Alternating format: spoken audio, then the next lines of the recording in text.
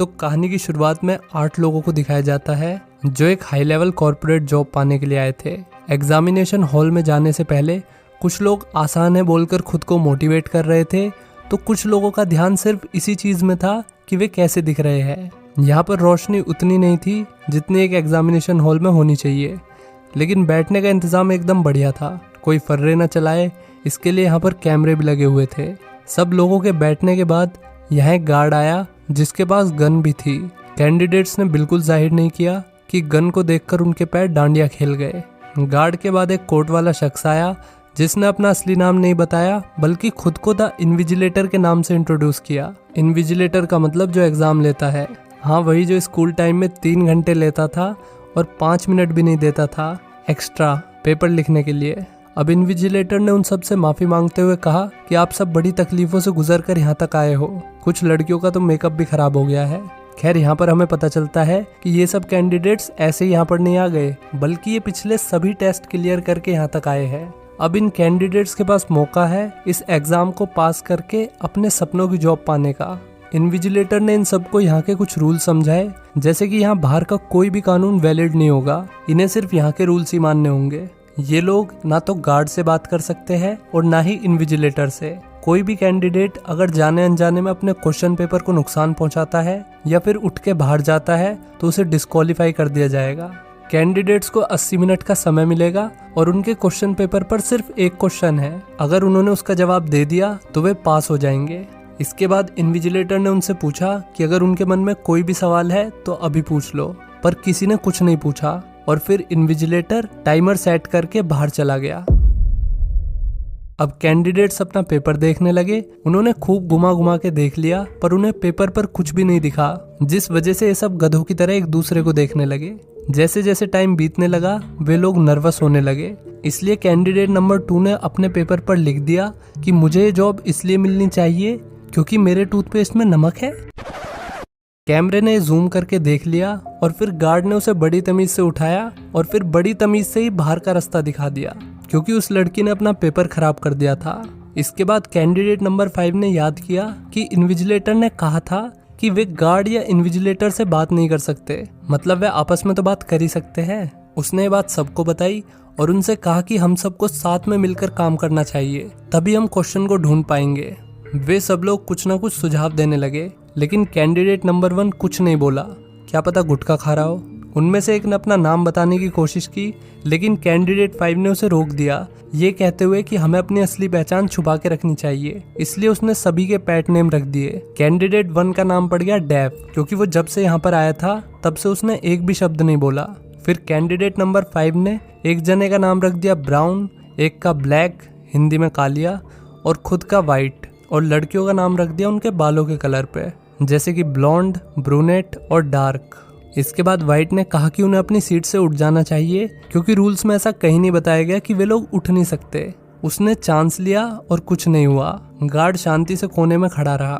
इसका मतलब ये लोग यहाँ पे आराम से घूम भी सकते हैं। ब्रूनेट का मानना था कि पेपर पर क्वेश्चन को या तो इनविजिबल इंक से लिखा गया है या फिर वाटर मार्क से। वे सब इस थ्योरी को टेस्ट करने पे सहमत हो गए, पर उन्हें नहीं पता कि इसे कैसे टेस्ट किया जाए। ब्रूनेट अपने पेपर को लाइट में देखने लगी, लेकिन कुछ नहीं दिखा। उसने सबको ऐसा करने के लिए कहा क्योंकि हो सकता है कि क्वेश्चन सिर्फ एक बंदे के पेपर पर लिखा हो। सबने उसकी बात मानकर अपने पेपर चेक किए, सिवाय डेफ के। वाइट उसका पेपर छीनकर खुद ही चेक करने लगा, लेकिन उसे कुछ नहीं मिला। ब्लैक ने कहा कि हो सकता है कि क्वेश्चन सिर्फ यूवी लाइट या एक्सरे लाइट में दिखे। अब सब लोग स्विच बोर्ड ढूंढने लगे जिससे लाइट चेंज हो जाए, लेकिन उन्हें कुछ नहीं मिला। ब्लॉन्ड को दीवारों में इमरजेंसी लाइट्स दिख गई, लेकिन उन्हें चालू करने का स्विच नहीं था। अब उन्हें इमरजेंसी लाइट्स को चालू करने के लिए उन लाइट्स को तोड़ना पड़ेगा जो पहले से यहाँ पर मौजूद थी।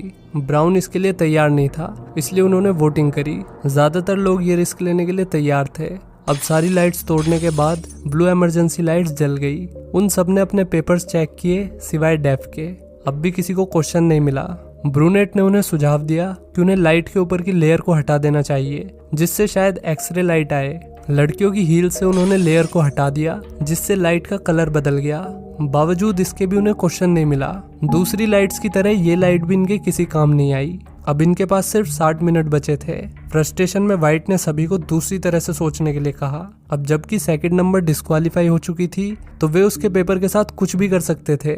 इसके बाद व्हाइट ने पेपर पर पेंसिल चलाना शुरू कर दिया, लेकिन इसका भी कोई फायदा नहीं हुआ। फिर उसने पेपर को कई टुकड़ों में फाड़ दिया ताकि वे लोग अलग अलग पेपर पर अलग अलग तरीके से एक्सपेरिमेंट करके देख सके।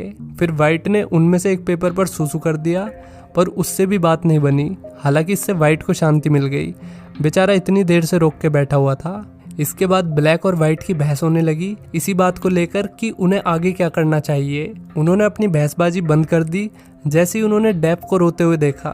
डेफ ने बड़बड़ाते हुए कुछ बोला जो उसके अलावा किसी को समझ नहीं आया। असल में वो कह रहा है कि वीडियो को लाइक कर दो, लेकिन वो ये बात फ्रेंच में बोल रहा है। उसने इन सब से पूछा कि क्या उन्हें पेपर में कुछ दिख रहा है। उसके हिसाब से पेपर अपनी इमेज रिफ्लेक्ट कर रहा था। वो फ्रेंच में बोल रहा था, इसलिए किसी को कुछ समझ नहीं आया। सब लोग एकदम शांत हो गए जब ब्राउन ने अपनी थ्योरी बताई। उसके हिसाब से वे लोग किसी एग्जाम में नहीं बल्कि किसी बैटिंग शो में थे, जहां बोर्ड मेंबर्स उन पे बैट लगा रहे होंगे कि उनमें से कौन जीतेगा। ब्रूनेट के हिसाब से बोर्ड मेंबर्स के पास ये सब करने का फालतू टाइम नहीं होगा, लेकिन ब्राउन के हिसाब से बोर्ड मेंबर्स के लिए पैसा ही सब कुछ नहीं है। इतना पैसा कमाने के बाद अब उन्हें अपनी लाइफ में रिस्क और एंटरटेनमेंट की ज़रूरत होगी, इसलिए वे सब यहाँ पर है। अब सब लोग अपनी अपनी थ्योरी देने लगे। किसी के हिसाब से इन्विजिलेटर इस सब के पीछे था, जबकि कालिया का कहना था कि इस सब के पीछे कंपनी का चीफ एग्जीक्यूटिव ऑफिसर हो सकता है। अब ये लोग प्रेशर में कुछ भी बोले जा रहे थे, इवन एक दूसरे की बेइज्जती भी करने लगे। डार्क ने बड़े कॉन्फिडेंस से कहा कि उन्हें कोई नहीं देख रहा, क्योंकि यहाँ पर सब लोग सीईओ के अंडर काम करते हैं, उसी के पास कंपनी की सारी पावर है। डार्क की बातें सुन के लग रहा था कि उसे कंपनी के बारे में इन सबसे ज्यादा जानकारी है। ब्राउन ने उससे पूछा कि वो सीईओ के बारे में इतना कैसे जानती है। तब डार्क ने बताया कि वो एचआर के तौर पर इसी कंपनी के लिए काम करती है, लेकिन आज तक उसने कंपनी के सीईओ को नहीं देखा। डार्क ने बड़ी जॉब के लिए अप्लाई किया था, इसलिए आज वो यहाँ पर है। व्हाइट ने बताया कि उसे ये जॉब ऑफर हुई थी, जबकि बाकियों ने इस जॉब के लिए अप्लाई किया था। हालांकि इन सब में एक बात कॉमन थी कि वे कंपनी के बारे में कुछ भी नहीं जानते थे। ना उन्हें ये पता था कि कंपनी करती क्या है, क्योंकि उन्हें कहा गया था कि वे कंपनी से रिलेटेड कोई भी सवाल नहीं पूछ सकते। डार्क ने उन्हें बताया कि वे लोग एक मल्टी बिलियनियर फार्मास्यूटिकल कंपनी बिरोग में जॉब पाने के लिए एग्जाम दे रहे हैं। कुछ टाइम पहले जब पैंडेमिक फैला तो यही पहली कंपनी थी जिसने वैक्सीन बनाई। इनका एनुअल टर्नओवर $20 बिलियन है, सिर्फ इनके सीईओ की वजह से। तभी ब्लैक ने कहा कि हो सकता है कि कंपनी ने उस खतरनाक बीमारी का इलाज भी ढूंढ लिया हो, जिसकी वजह से पूरी दुनिया में लाखों लोग मर रहे हैं। ब्रूनेट ने ब्लैक की बात को काटते हुए डार्क से कंपनी के बारे में और जानना चाहा। ये बात व्हाइट को थोड़ी अजीब लगी कि कहीं ब्रूनेट भी तो उसी वायरस से इन्फेक्टेड नहीं है। ब्रूनेट ने मना करते हुए बात को यहीं खत्म कर दिया। अब ब्रूनेट ने सबका ध्यान अपनी तरफ खींचते हुए गार्ड के सामने लाइटर निकाला और फिर वो फायर अलार्म को देखने लगी। सभी कैंडिडेट्स ने सोचा कि वे लाइटर से फायर अलार्म को ऑन कर देंगे तो यहाँ बारिश हो जाएगी, और हो सकता है कि फिर पानी की वजह से पेपर पे लिखा हुआ क्वेश्चन दिखने लगे। ब्रूनेट अब चेयर पर चढ़ गई, लेकिन अब भी उसका हाथ फायर अलार्म तक नहीं पहुंच पा रहा था। व्हाइट ने उसकी मदद करते हुए उसे एक पेपर फोल्ड करके दे दिया, जिसे ब्रूनेट ने जला दिया और फिर फायर अलार्म चालू हो गया। लेकिन पानी से भी पेपर पर कुछ नहीं दिखा। अचानक गार्ड इन लोगों की तरफ बढ़ने लगा। ब्रूनेट ने वो जला हुआ पेपर खोल के देखा तो वो उसी का निकला। व्हाइट ने उसे धोखा दिया था ताकि कंपटीशन कम हो सके। गार्ड ने ब्रूनेट को धक्के मार के बाहर निकाल दिया। इसके बाद ब्लैक ने व्हाइट पे गुस्सा करते हुए लाइट्स आउट बोल दिया, जिससे सभी लाइट्स बंद हो गई। इससे ग्रुप को पता चल गया कि लाइट्स वॉइस एक्टिवेशन से कंट्रोल होती है। इसके बाद डीप रोने लगा। व्हाइट ने उसे और परेशान किया और फिर डीप को जबरदस्ती उसी का पेपर खिला दिया, जिसके बाद गार्ड ने डीप को भी निकाल दिया। अब 8 में से सिर्फ 5 कैंडिडेट बचे थे। ब्लैक व्हाइट पे भड़का हुआ था, लेकिन व्हाइट का कहना था कि उन सबको उसे थैंक यू बोलना चाहिए, क्योंकि उसी की वजह से कंपटीशन कम हुआ था। उसके हिसाब से उसे ये भी पता था कि क्वेश्चन क्या है, लेकिन उसने बाकियों को बताने से मना कर दिया। गुस्से में ब्लैक ने उसमें घूसा धर दिया और फिर ग्रुप ने उसे सीट से बांध के उसका मुंह बंद कर दिया। थोड़ी देर बाद व्हाइट को होश आ गया, इसलिए डार्क ने उसकी पट्टी हटा दी। व्हाइट ने बताया कि उसे पिल्स लेनी होगी, नहीं तो वो मर जाएगा। दरअसल व्हाइट वायरस से इन्फेक्टेड था और उसे जिंदा रहने के लिए एक पिल लेनी पड़ती थी। ब्लैक को उस पर विश्वास नहीं था, फिर भी उसने पिल को ढूंढने की कोशिश करी। मगर उसके हाथ कुछ नहीं लगा। वाइट के हिसाब से उनमें से किसी ने उसकी पिल चुरा ली थी। अब वाइट ने कहा कि अगर वो उसकी पिल दे देंगे तो वो बता देगा कि क्वेश्चन क्या है। जल्दी वो बेहोश हो गया।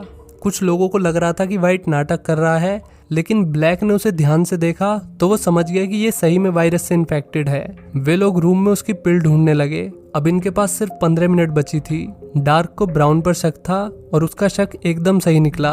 ब्राउन ने वो पिल अपनी टेबल के नीचे छुपा रखी थी। उसने वो पिल वाइट को खिलाने की कोशिश की, मगर ब्राउन ने ऐसा होने से पहले ही पिल को वेंट में फेंक दिया। ये देखते ही डार्क पैनिक हो गई और वो कैमरे में देखकर इन्विजिलेटर से मदद मांगने लगी। मदद तो आई नहीं, पर गार्ड ने उसे जरूर बाहर भेज दिया। इसके बाद ब्लॉन्ड ने अपनी चिमटी से पिल को बाहर निकालकर वाइट की जान बचा ली। ये करते हुए उसने वाइट के हाथ भी खोल दिए। उसके होश में आने के बाद सब लोग उससे आंसर के बारे में पूछने लगे, जिसे बताने का उसने वादा किया था। वाइट ने बताया कि वे लोग ही आंसर है।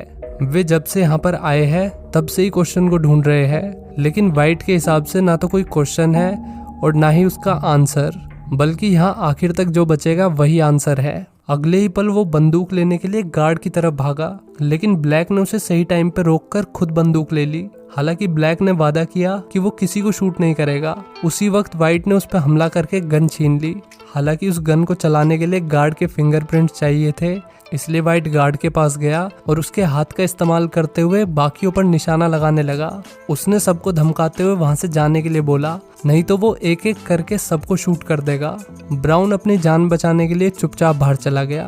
ब्लॉन्ड भी बाहर जाने लगी, पर बाहर जाते जाते उसने लाइट्स आउट बोल दिया, जिससे रूम में पूरी तरह से अंधेरा हो गया। अंधेरा होने की वजह से वाइट पैनिक हो गया और रैंडमली शूट करने लगा। जब लाइट वापस आई तो उन्होंने देखा कि ब्लैक जमीन पे पड़ा हुआ है और उसे गोली भी लगी है। वाइट ने इधर उधर देखा तो उसे दिखा कि ब्लॉन्ड का एक पैर अभी भी रूम में ही है। वो उसे शूट करने वाला था, लेकिन एग्जाम का टाइम ओवर हो चुका था। अब वाइट ने कैमरे में देखकर इन्विजिलेटर से कहा कि वो जीत गया है। तभी गार्ड हरकत में आ गया। उसने वाइट को अपनी घड़ी दिखाई, जिसमें अभी भी 20 सेकंड बचे हुए थे। इसका मतलब इन्विजिलेटर से बात करने की वजह से वाइट भी डिस्क्वालीफाई हो गया। यहाँ पर हमें पता चलता है कि डीप ने टाइमर को चेंज कर दिया था जब बाकी लोग दूसरी चीज़ों में बिजी थे। अब एग्जामिनेशन हॉल में सिर्फ ब्लॉन्ड बची थी। उसने डीप का चश्मा उठाया और उसकी मदद से पेपर को देखा। पेपर पर सिर्फ क्वेश्चन 1 लिखा हुआ था। तभी वहाँ डीप आ गया। उसने बताया कि वो ही इस कंपनी का चीफ एग्जीक्यूटिव ऑफिसर है। उसने टेस्ट में हिस्सा इसलिए लिया था ताकि वो सब पे नज़र रख सके। अब यहाँ पर इन्विजिलेटर भी आ गया। यहाँ पर हमें पता चलता है कि इन्विजिलेटर ने जो टेस्ट शुरू होने से पहले पूछा था कि क्या तुम लोगों का कोई सवाल है, इन लोगों को सिर्फ उसका जवाब देना था। ये पूरा टेस्ट सिर्फ कैंडिडेट्स की इंटेलिजेंस को परखने के लिए बनाया गया था। ब्लॉन्ड ने टेस्ट पास कर लिया था, इसलिए सीईओ ने उसे अपनी पर्सनल सेक्रेटरी की जॉब ऑफर करी, मगर ब्लॉन्ड ने मना कर दिया। वो ऐसी कंपनी के लिए काम नहीं करना चाहती थी जहां पर लोगों को मारा जाता हो। यहाँ पर हमें पता चलता है कि ब्लैक बिल्कुल ठीक है। उसे बुलेट से नहीं बल्कि एक कैप्सूल से हिट किया गया था। एक ऐसा कैप्सूल जो शरीर के किसी भी रोग को ठीक कर सकता है। ये जानने के बाद ब्लॉन्ड ने जॉब एक्सेप्ट कर ली। इसी के साथ ये मूवी यहीं पर ख़त्म हो जाती है। तो कैसी लगी दोस्तों ये वीडियो कमेंट करके बताओ और वीडियो को लाइक कर देना, इससे रीच बढ़ती है। सो मिलते हैं अगली वीडियो में। Till then take care, bye bye.